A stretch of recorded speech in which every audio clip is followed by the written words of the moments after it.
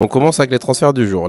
D'après donc Fabrizio Romano, c'était bien sûr dans les plans depuis quelques temps. Joshua Kimmich signerait bientôt une nouvelle prolongation de contrat. On se rappelle cet été, voilà, on l'annonçait un peu partout, que ce soit au PSG, que ce soit au Barça avec bien sûr son ancien entraîneur Hansi Flick.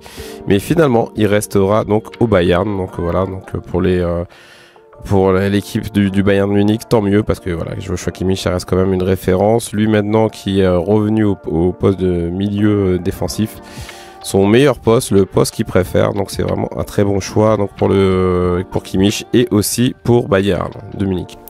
D'après donc Bild, Liverpool a été informé par Dortmund qu'il devra payer 100 millions d'euros pour signer James Gayton, alors qu'il recherche des remplaçants à long terme pour Mo Salah. Voilà, Mo Salah a indiqué la dernière fois que c'était sa dernière année. Donc du coup, Liverpool commence à prospecter et ils sont intéressés par donc cet attaquant de Dortmund, Jamie Gittens. Mais bon, c'est quand même 100 millions, c'est un peu cher payé. On verra donc dans les prochains jours si vraiment cette piste se concrétise. D'après donc Fabrice Hawkins de RMC Sport, Castello Luqueba serait en charge donc de prolonger son contrat jusqu'en 2029, alors que plusieurs clubs le suivent comme le Real Madrid, Liverpool ou Manchester United. Tottenham étudie un accord pour signer l'attaquant Liam Delap aux alentours de 40 millions d'euros. Arsenal, Newcastle, Aston Villa et Manchester City sont toujours intéressés par le joueur de 21 ans qui a rejoint Ipswich cet été. Anthony Gordon a signé donc un long contrat avec Newcastle, il a prolongé, donc c'est vraiment une bonne nouvelle pour les Magpies.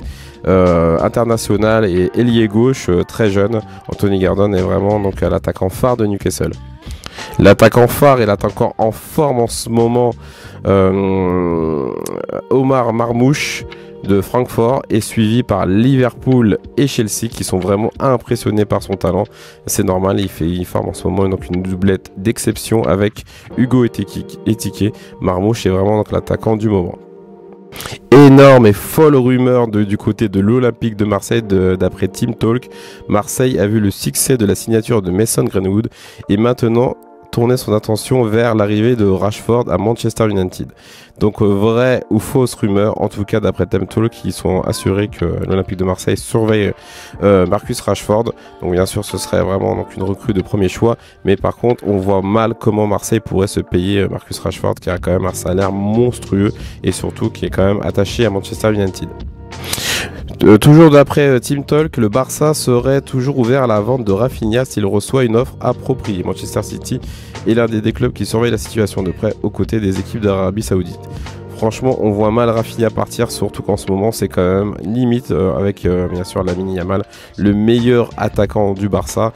Bien sûr, ces deux-là, Yamal, Rafinha, donc avec aux côtés de Robert Lewandowski, forment un trio d'exception. On voit mal, franchement, pourquoi il partirait. Donc bien sûr, s'il part, c'est d'un côté financier.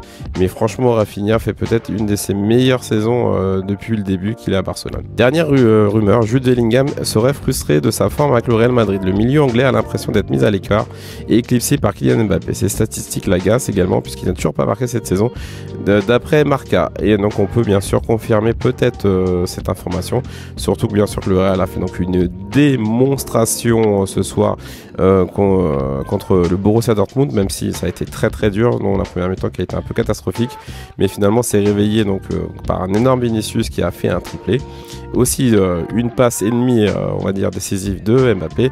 Et c'est vrai que Jude Bellingham, qui était pratiquement l'un des meilleurs buteurs et meilleurs passeurs l'année dernière, n'a toujours pas ouvert son compte en but et franchement a très peu pesé sur la rencontre. Donc ça va encore amplifier